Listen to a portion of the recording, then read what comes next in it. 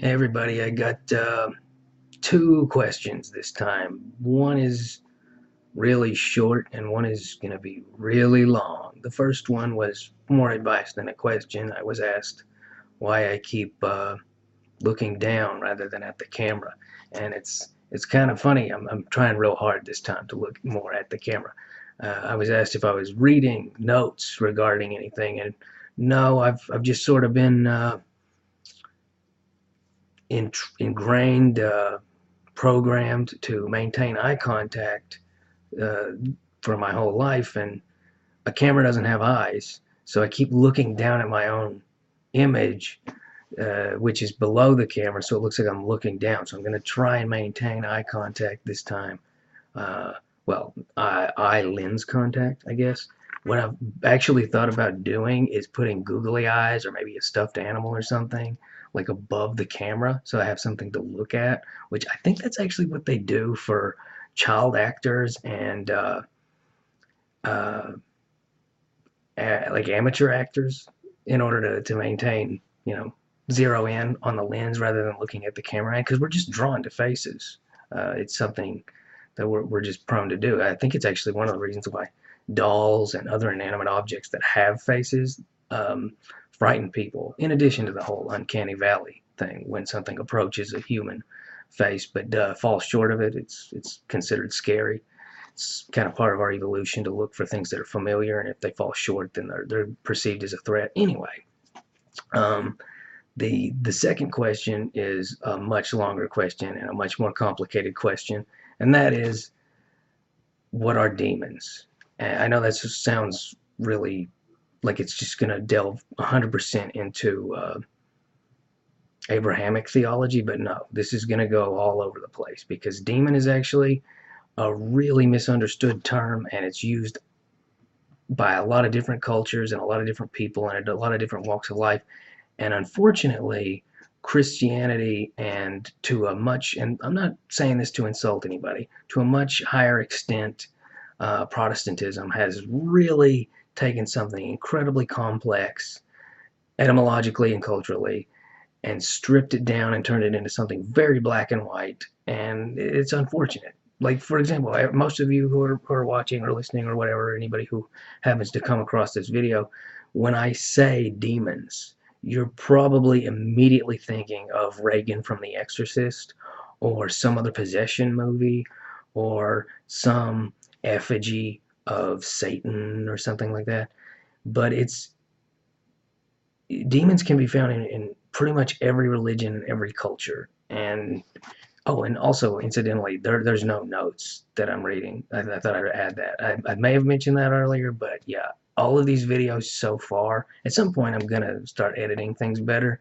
By the way, this is not. I'm not bragging. All these videos are completely unedited, one shot, and yeah, there's no notes or anything. It's completely ad libbed, and it's not. That may sound like bragging, but it's actually because I'm not good at editing, and I'm also not very good at thinking when I have notes. I'm much better at actually just coming up with stuff on the spot. So it's not a question of, oh, look how clever I'm being. No, I'm actually not good at the alternative. So yeah.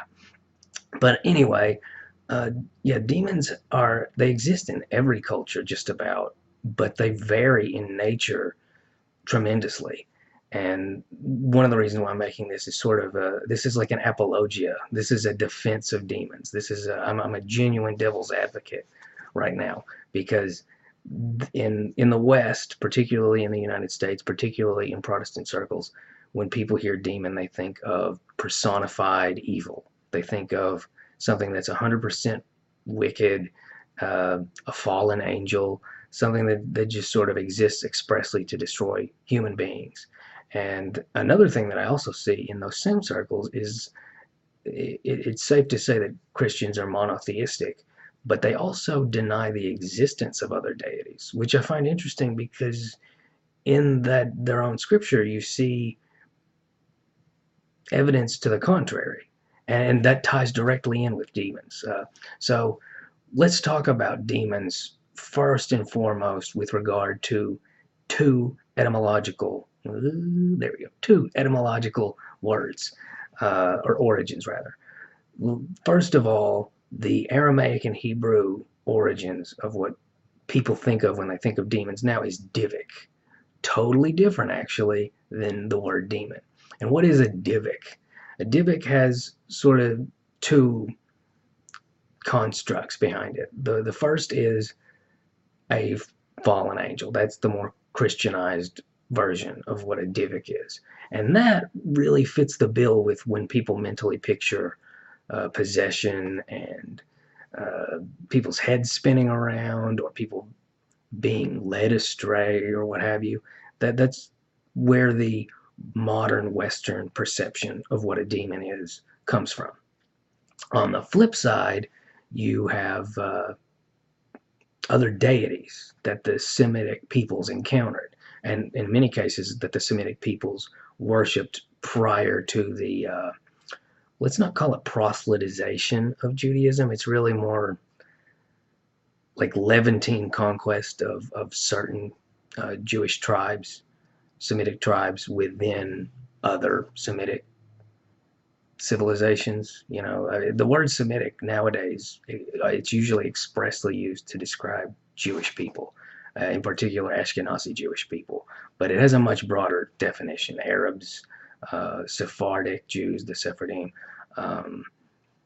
pretty much anybody who belongs to that language tree. In fact, if I remember right, the Sumerians even belong to the Semitic language tree. So it's a much broader concept than just the Ashkenazim. Anyway, whenever they would encounter these deities that they didn't worship or that they opposed, or more accurately to say that Adonai or Yahweh or whatever you want to call the monotheistic God of those Jewish tribes, they would refer to them as Divic. So, for example, the Semitic deity Baal Zebub, which I love that name because it's such a perfectly descriptive name. That was the Lord of the Flies. Whenever you hear about the book, The Lord of the Flies, that's Baal Zebub. Baal means God, which you see across all over the place in Semitic religions. Baal followed by a describing term. And then what is Zebub? Like, think about the term Zebub. It's the sound a fly makes, so he's the fly god. And so nowadays, when people use the term Baal Zebub, they're referring expressly to the devil. But before that, it was more like a harvest deity that was worshipped by, who was it? Was it the Philistines? Or, well, in any event, it was a deity. And this is kind of one of the reasons I'm bringing it up, that, modern day Christians oppose the idea that other deities exist. Demons, in the modern sense, that's what they were to begin with. They were opposing deities. So if anything, the very fact that the Old Testament mentions these divics, these what are now called demons, suggests not only that there are other deities within the Christian model of the universe, but that the reason why they're even regarded as divics isn't because they're inherently evil or bad. Oh shoot, my phone's ringing. Sorry about that, everybody. The reason why they're called that is because they exist and they're considered sort of competition. Hang on, let me lower the volume so that it can not be a problem. See, again, that's one of the problems with not editing things, is I have to sort of do everything on the fly, and if something interrupts, then something interrupts. But anyway, yeah, it's completely at odds with this model of the universe where other deities are false, or they don't exist, or they're inherently evil. It's the other way around. If anything, it's evidence that they do exist, that divics do exist, and that they're not two-dimensionally 100% wicked. They're simply in opposition to the what would be a good word for that, to the express control of Adonai over the Semitic region. Because back in those days, incidentally, if you had a conflict with another tribe or city-state, people, what have you, it wasn't just you fighting with them. It was your gods fighting against their gods. And we see this also in other religions. When Greece went to war with Troy, it wasn't just a case of one city-state versus another. It was a case of gods fighting one another. And whoever's victorious, that god is victorious. And so whenever here's a fun one. Pazuzu.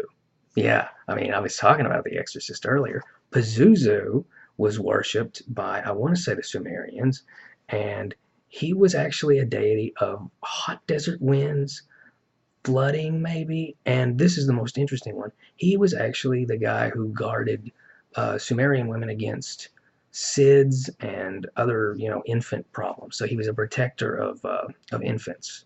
And it got turned by the modern film industry into this inherently evil guy who actually abuses a child in the form of possessing her. So it's just interesting. And then let's explore the other aspect of demon in terms of etymology. And this one is actually the word demon itself. Everything else has been divic. And then what happened is we started adopting the Greek model for the word, not the actual concept, but just the word. And so we applied it and stripped it down, made it very black and white as a reference to something that's completely different. The actual word demon has no connection to the Semitic term. It comes from the Indo-Aryan da, which means divider, and then mon, which means fate or destiny. So division of destiny, which sounds like a bad thing, like, oh, somebody's cutting my destiny in half or something. And it's actually the other way around. If you think about it, every day you make different decisions that affect the rest of your life. So every day you're going down sort of a tree of different paths. Think of it branching outward. We see this a lot with the old school RPGs.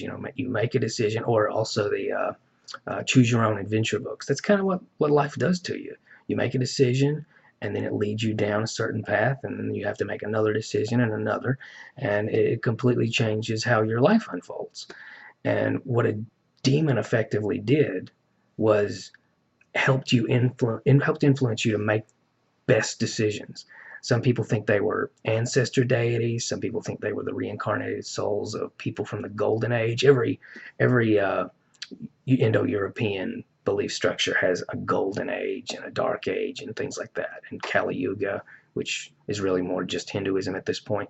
But there are these different ages, and golden ages are ages of heroes who sort of become gods, or they start off as gods, or they're half gods. And yeah, that's effectively what a demon is. In fact, demon and genius have the same etymological origin. So whenever you think about someone being divinely inspired, up until the advent of Christianity, if someone was divinely inspired or just incredibly creative, it meant that their demon, which was kind of more like oddly enough, it was kind of like a guardian angel or a muse figure, had inspired them, had given them knowledge that was beyond them. And that's something you also see in every culture. Even in modern, more secularized culture, we have moments of inspiration or insight.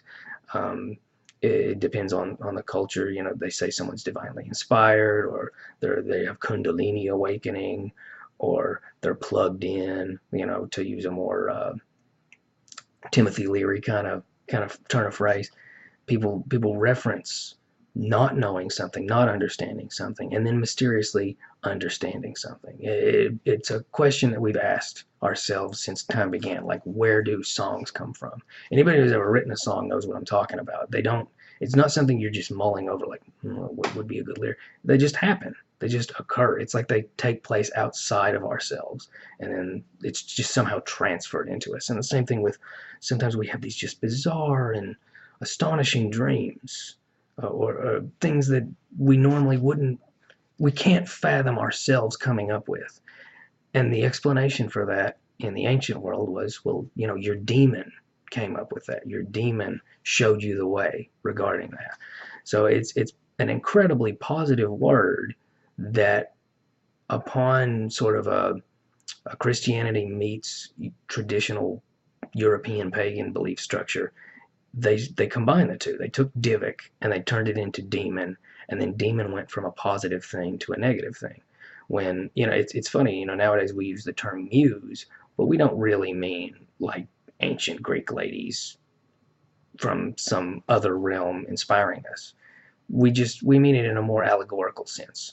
Well, similarly, I mean, even more skeptic ancient peoples, demon was a concept. It was almost like a what we call now a Jungian concept. Jung was so good at that. He took a lot of concepts from the ancient world that nowadays people take literally, and they think, oh, well, the ancients were stupid. But chances are they actually had a more Jungian view of things. They had a more allegorical, esoteric view of a lot of these things. And demon is a great example of that. Yeah, a demon is effectively the part of you that's so deep, so far away from your conscious mind, from your cognition, that it almost feels like a foreign entity. Or then again, of course, it could be a foreign entity. That's all speculation. But uh, to strip it down and turn it into two-dimensional evil, there's something almost childlike about that, and it's the result of two very different cultures meeting one another, and that's really what this video is about. It's about explaining the origin of the word demon, how it's completely different from what we think of when we think of demon, and that really, if you have a more positive view of that, if you have a more open perception about, well, where does insight come from? Where do these outside, or what feels like outside views come from? If you have a more open view of that, you're more inclined to make use of that part of you, the part of you that's creative, the part of you that comes up with things, the part of you that can write songs or compose songs or write stories, or just the things that we associate with genius today, the things that we associate with sporadic, almost random accomplishments. A great example of this would be if you look at a lot of the older music, like Bob Dylan, for example. He didn't regard it as something that he was writing. He would mock and make fun of that because, as far as he was concerned, it didn't come from him. It came from, oh man, my light went out. It came from elsewhere. It came from another place. And a lot of fundamentalists, they hear about that. They hear about inspiration, and they cite it as satanic. I've seen that a great deal. I've seen, especially regarding a lot of fiction authors, they say that they didn't have that story in their head, and then just like a flash of lightning, it was there. And you hear these fundamentalists say, well, that's because it's the devil. It's the devil talking to you. Well, it's not the devil, but it is demons. If you want to look at it at that angle.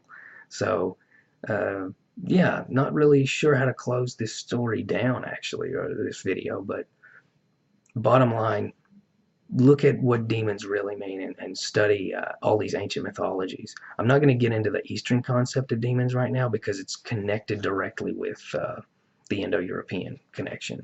Hinduism, I guess I can go into it. Hinduism had these beings. Dang it, what are they called? Not yaksha, devas. And incidentally, the devas can be also connected to the Scandinavian or Norse pagan group. They're the Vasir. There were the Vasir and or Vanir.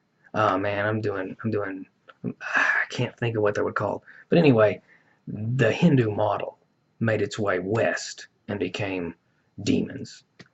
That's where the Indo-European language tree starts, is in India, in the subcontinent of India.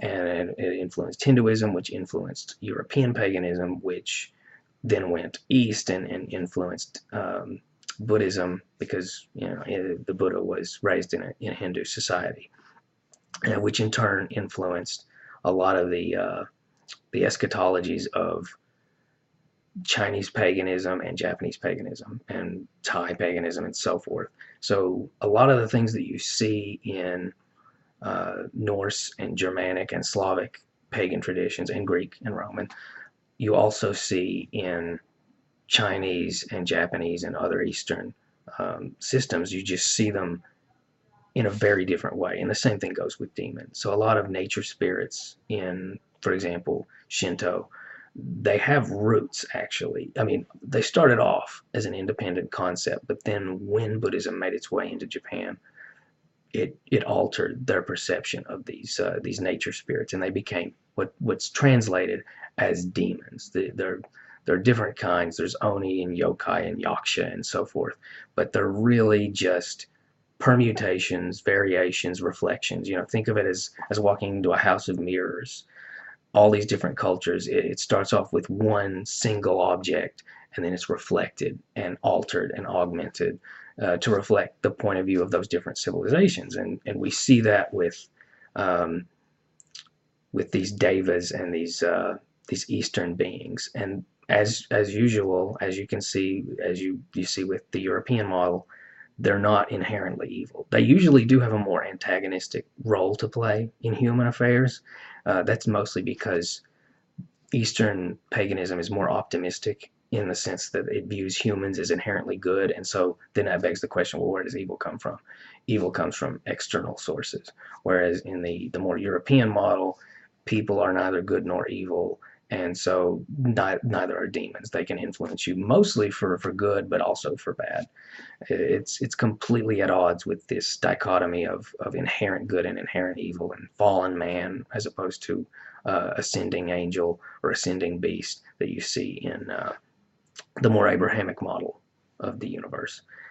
So yeah, that's really the bottom line. Is demons are not the two-dimensional things that you see in Hollywood nowadays, or the things that you hear expressly from Protestant sects. It's a completely Divic and demon are not the same thing. It's a very fascinating thing, and I urge everyone watching to study it further because it's really interesting. I mean, really, I've talked too long about it, and I've just scraped the surface. So that's about it for now. Thanks. See ya.